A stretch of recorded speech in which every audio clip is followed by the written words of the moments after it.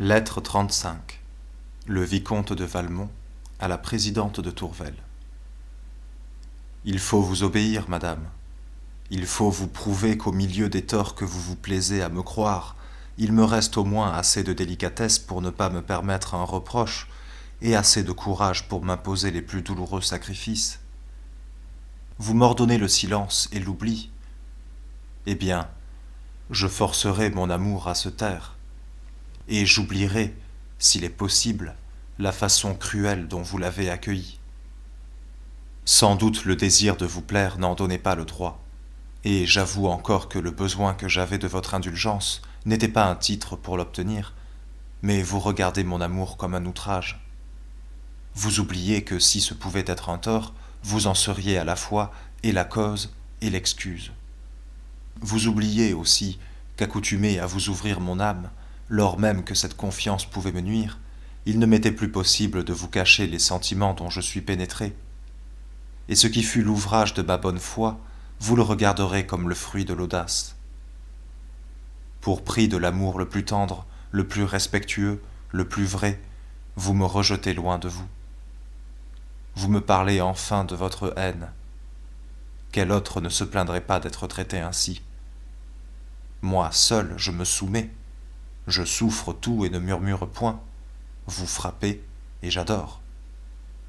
L'inconcevable empire que vous avez sur moi vous rend maîtresse absolue de mes sentiments, et si mon amour seul vous résiste, si vous ne pouvez le détruire, c'est qu'il est votre ouvrage, et non pas le mien.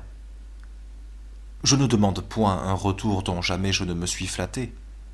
Je n'attends pas même cette pitié que l'intérêt que vous m'aviez témoigné quelquefois pouvait me faire espérer. Mais je crois, je l'avoue, pouvoir réclamer votre justice. Vous m'apprenez, madame, qu'on a cherché à me nuire dans votre esprit. Si vous en eussiez cru les conseils de vos amis, vous ne m'eussiez pas même laissé approcher de vous. Ce sont vos termes. Quels sont donc ces amis officieux? Sans doute ces gens si sévères et d'une vertu si rigide consentent à être nommés. Sans doute ils ne voudraient pas se couvrir d'une obscurité qui les confondrait avec de vils calomniateurs. Et je n'ignorerai ni leur nom, ni leurs reproches. Songez, madame, que j'ai le droit de savoir l'un et l'autre, puisque vous me jugez d'après eux. On ne condamne point un coupable sans lui dire son crime, sans lui nommer ses accusateurs. Je ne demande point d'autre grâce, et je m'engage d'avance à me justifier, à les forcer de se dédire. Si j'ai trop méprisé, peut-être, les vaines clameurs d'un public dont je fais peu de cas, il n'en est pas ainsi de votre estime. Et quand je consacre ma vie à la mériter, je ne me laisserai pas ravir impunément. Elle me devient d'autant plus précieuse que je lui devrai sans doute cette demande que vous craignez de me faire, et qui me donnerait, dites-vous, des droits à votre reconnaissance. Ah, loin d'en exiger, je croirais vous en devoir si vous me procurez l'occasion de vous être agréable. Commencez donc à me rendre plus de justice, en ne me laissant plus ignorer ce que vous désirez de moi. Si je pouvais le deviner, je vous éviterais la peine de le dire. Au plaisir de vous voir, ajoutez le bonheur de vous servir, et je me louerai de votre indulgence. Qui peut donc vous arrêter? Ce n'est pas, je l'espère, la crainte d'un refus.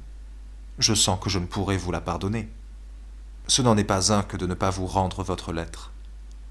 Je désire plus que vous qu'elle ne me soit plus nécessaire, mais accoutumé à vous croire une âme si douce, ce n'est que dans cette lettre que je puis vous trouver telle que vous voulez paraître. Quand je forme le vœu de vous rendre sensible, j'y vois que, plutôt que d'y consentir, vous fuiriez à 100 lieues de moi. Quand tout en vous augmente et justifie mon amour, c'est encore elle qui me répète que mon amour vous outrage. Et lorsqu'en vous voyant, cet amour me semble le bien suprême, j'ai besoin de vous lire, pour sentir que ce n'est qu'un affreux tourment. Vous concevez à présent que mon plus grand bonheur serait de pouvoir vous rendre cette lettre fatale? Me la demander encore serait m'autoriser à ne plus croire ce qu'elle contient.